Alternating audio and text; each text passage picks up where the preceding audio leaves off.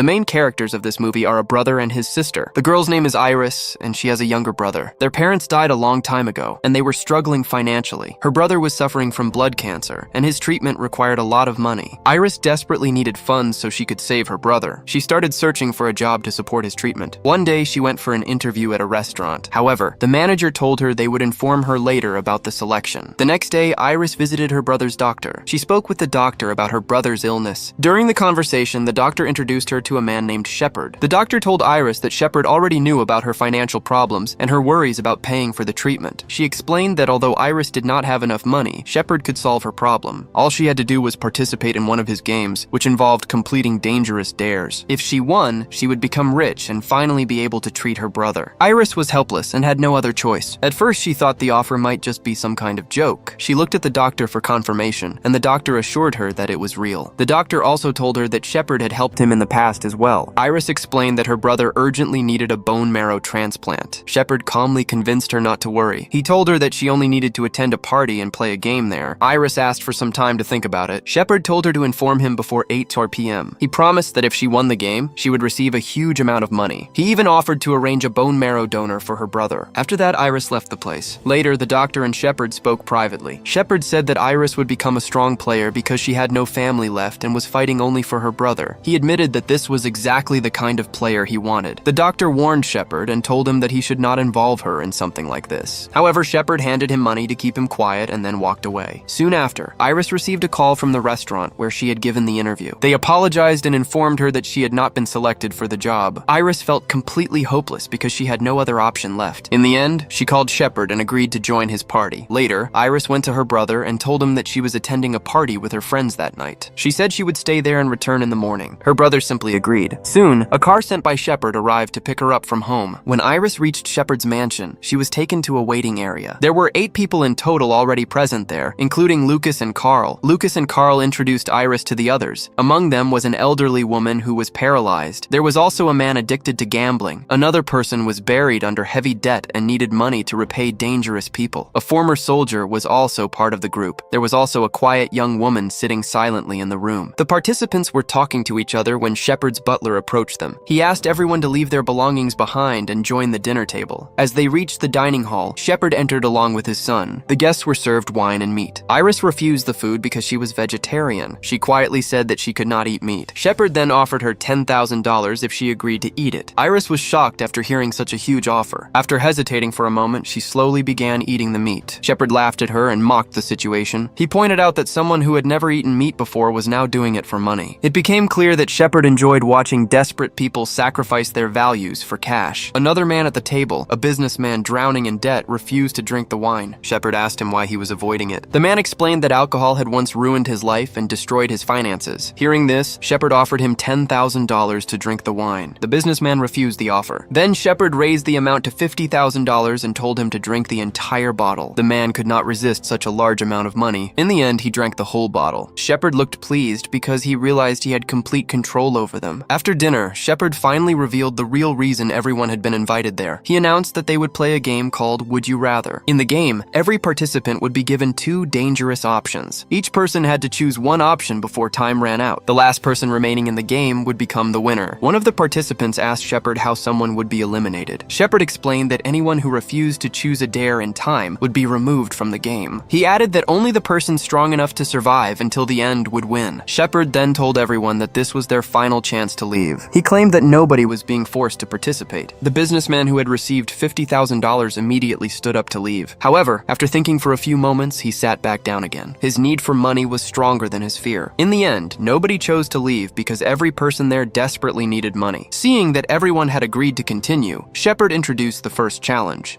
He called his butler into the room. The butler entered carrying a machine designed to deliver electric shocks. Shepard explained that the man operating the device had once worked as an interrogator who tortured prisoners with electricity. Hearing this terrified everyone in the room. The businessman who had tried to leave earlier panicked and attempted to escape again. Shepard stopped him and reminded him that he had already lost his chance to leave. He told him that the offer to quit had expired. The frightened man still tried to run away. Without warning, he was shot in the head. All the participants were horrified after witnessing the brutal killing. Soon, the first round of the game began. Electric shock belts were attached to the players' heads. The machine was capable of delivering painful electric shocks to whoever was chosen. Cal was selected first. A belt was secured around his head, while the quiet girl was chosen as his opponent. Cal had to decide which one of them would receive the electric shock. He was kind-hearted and did not want anyone else to suffer. In the end, Cal chose to take the shock himself. Now it was the silent girl's turn. The elderly woman was seated beside her with an electric belt attached to her head as well. When the girl was asked to choose, she selected the old woman to receive the shock. She admitted that she had never been a kind person. The electric shock caused the old woman terrible pain. The game continued in the same way as every participant took turns completing their dares. Lucas received electric shocks twice because he was a kind and selfless person. Instead of allowing Iris to suffer, he chose to take the shocks himself. Eventually, it became Iris's turn. Carl was chosen as her opponent. Iris was also compassionate, so she decided to take the shock herself instead of letting Cal suffer. The pain was extremely intense for her. After everyone completed the challenge, no one was eliminated from the game. The participants were terrified and emotionally exhausted. At that moment, Shepard's son approached them. He laughed at their suffering as if he was enjoying the entire situation. The former army officer became angry and argued with him. He told Shepard's son that he should feel ashamed for what he was doing. In response, Shepard's son warned him to stay quiet or face serious consequences. After threatening him, he walked away. A little later, Shepard returned and announced the second challenge. He informed everyone that they would only have 30 seconds to make their choices. This time, it was Iris's turn first. She had to either crush Cal's foot or stab the former army officer with a leather tool. The ex-soldier told Iris to choose him instead of Cal because Cal could lose too much blood. Although Iris hated the idea, she struck the former soldier 3 times. His skin tore badly and blood began pouring from the wounds. Next, it was Lucas's turn. He had to either stab Iris or wound the same former soldier again. Once again, the ex-soldier sacrificed himself and asked Lucas to choose him. Lucas reluctantly hit him 3 times even though he clearly did not want to hurt him. Meanwhile, Shepard's son seemed extremely pleased by the situation. It appeared that he was intentionally targeting the former soldier to take revenge on him. Soon, the turn came back to the ex-army man himself. He had to either stab Lucas or injure himself again. He refused to harm anyone else and chose to suffer himself instead. As a result, he received the punishment once again. Then another participant took his turn, with the elderly woman as his opponent. He had to either stab the former soldier again or stab the old woman in the foot. Knowing the terrible condition of the injured ex-soldier, he decided to target the elderly woman instead. Since her lower body was already paralyzed, he believed she might not feel much pain. However, he accidentally stabbed one of her veins, causing severe bleeding.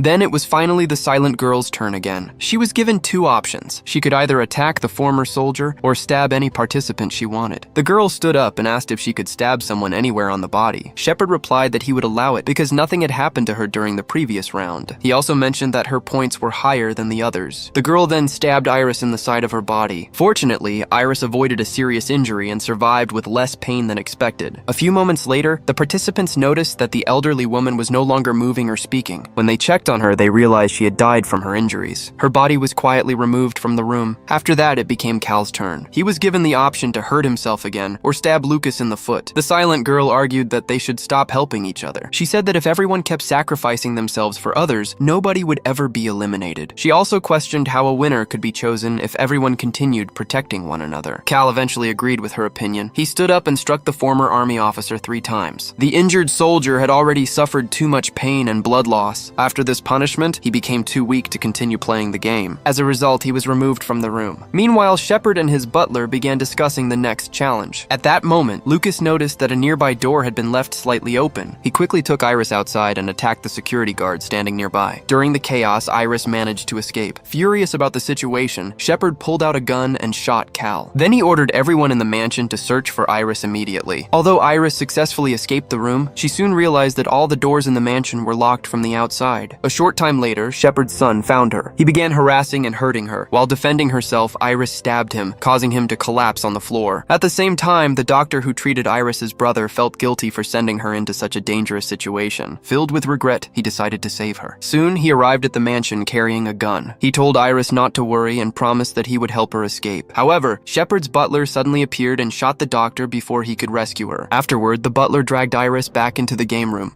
He informed Shepard that his son had been bothering her. Shepard apologized to Iris for his son's behavior. Soon the game started once again. This time, a large drum filled with water was brought into the room. The players were given two choices. They could either hold their heads underwater for 2 minutes or select one of the envelopes placed in front of them. When one participant opened his envelope, he saw the picture of a firecracker inside. Shepard explained that an explosive device would be attached to his arm and detonated there. At first, the man felt relieved because he assumed it would only be a small firecracker. However, his expression changed when he saw the actual device. It was not a simple firecracker at all. Instead, it was a powerful bomb. The bomb was strapped tightly to his arm. Moments later, it exploded violently and destroyed his hand completely. The shock and injuries were so severe that he died instantly. His body was later removed from the room as well. After that, it became Lucas's turn. He selected an envelope that had the drawing of an eye on it. Shepard told him that he would have to cut his own eye with a blade. Lucas was horrified and asked how such a thing could even be possible. He tried to refuse the challenge. However, Shepard gave him only 30 seconds to decide. With no other choice left, Lucas painfully cut his eye with the blade. Then it became Iris's turn. She chose the water challenge instead of selecting an envelope. She placed her head inside the large drum filled with water. Shepard's butler tightly held her head down, making sure she could not lift it out. As Iris held her head underwater, she kept thinking about her brother. She remembered the dreams and future he once talked about wanting to live for. Those memories gave her the strength to continue enduring the painful challenge. She kept telling herself that she had to survive for her brother's sake. Fortunately, the 2 minutes finally passed, and Iris survived the challenge. Next, it became the silent girl's turn. Because she was terrified of water, she decided to choose an envelope instead. When she opened it, she saw the number 4 written inside. This meant she had to keep her head underwater for 4 minutes. The butler forced her head into the water tank. She struggled desperately, but could not survive the challenge. Eventually, she died from suffocation. Now only 2 participants remained alive in the game. One was Iris, and the other was Lucas. To decide the next step, Shepard flipped a coin, and Iris won the toss.